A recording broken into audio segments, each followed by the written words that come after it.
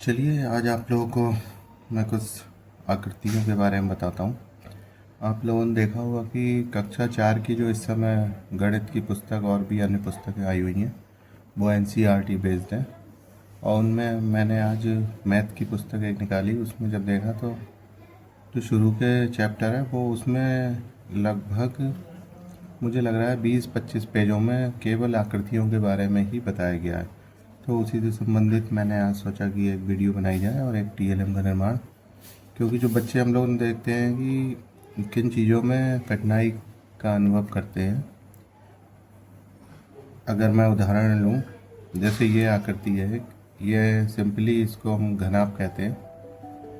अब उसमें जो क्लास 4 की एनसीईआरटी की बुक है उसमें ये आएगा कि इसमें कितने फलक हैं, कितने इसके किनारे हैं, कितने कोने हैं। तो बच्चे उस चित्र को देखकर ये अंदाज़ा नहीं लगा पा रहे हैं कि इसमें कितनी साइड्स हैं। इसी तरह से इसमें प्रिज्म की बात आ रही है कि प्रिज्म में इसमें कितने फलक हैं, कितने किनारे हैं, कितने कोने हैं।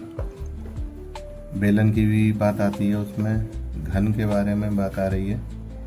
इस तरह से कुछ आकृतियाँ ऐसी हैं जो बच्चों ने पहली बार ही देखी हैं। ये मैथ किट में तो पहले से दी हुई हैं, लेकिन मैथ किट में उसका भी हम लोग उपयोग करते हैं पढ़ाने में।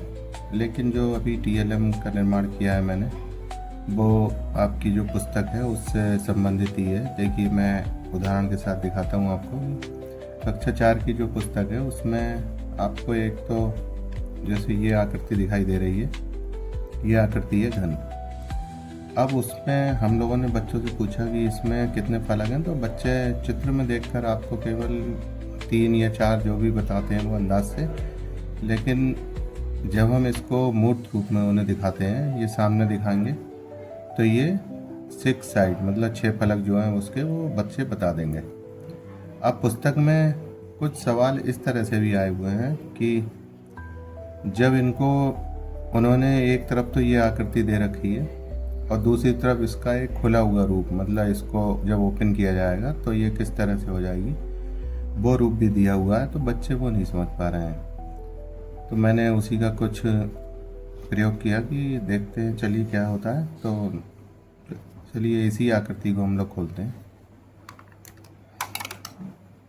देखिए ये वैसे तो ये प्रिज्म है। अब मैं इसको ओपन करता हूँ और जब ओपन करूँगा इसको मैं, तो ये आकृति कुछ इस तरह से बन जाएगी। देखिए ये आपको पुस्तक में भी दिखाई देगी, कक्षा 4 की जो गणित की पुस्तक है नई वाली एनसीईआरटी बेस्ड। तो इससे बच्चे बड़े आसानी से ये सब बता सकते हैं कि इसमें कितने फलक हैं, कितनी साइड्स हैं, कितने किनारे, ये सब। और इस आकृति को भी वो पहचान लेंगे कि अगर ये प्रिज्म खुल जाता है तो वो किस तरह से दिखाई देता है।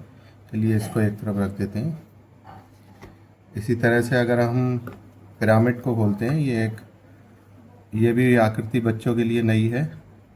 देखिए ये एक वर्गाकार पिरामिड है और इसको भी मैं ओपन करके दिखाता हूँ आपको। ये मैंने फोल्डेबल इसलिए बनाया है कि जिससे ये बच्चों को हम ओपन करके दिखा सकें।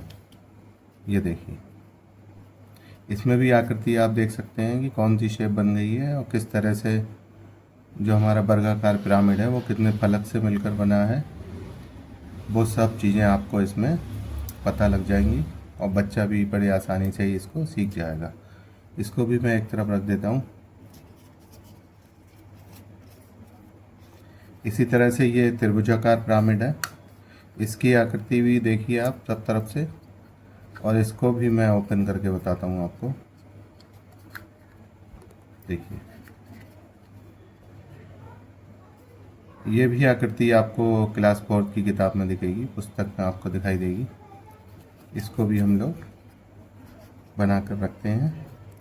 अब जनरली ये वाली आकृति तो हर बच्चा पहचान लेता है, और ये क्योंकि वो फैमिलियर भी है इन चीज़ों से।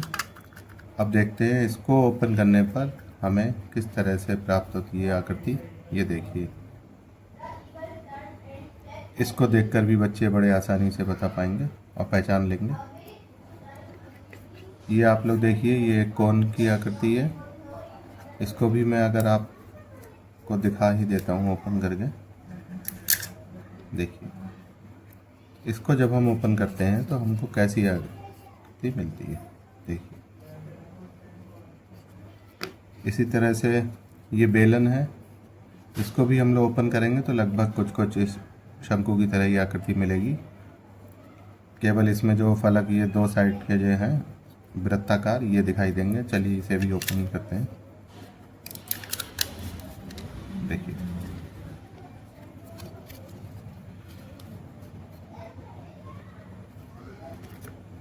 और ये तो मोस्ट कॉमन शेप है, इसको देखते हैं।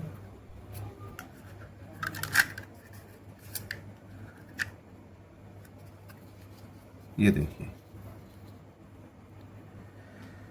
अब आप लोग देखिए ये कितनी तरह की आकृतियाँ मैंने 1 2 3 4 5 6 7 8 तरह की जो आकृतियाँ हैं वो तो मैंने आपको ओपन करके बता दी।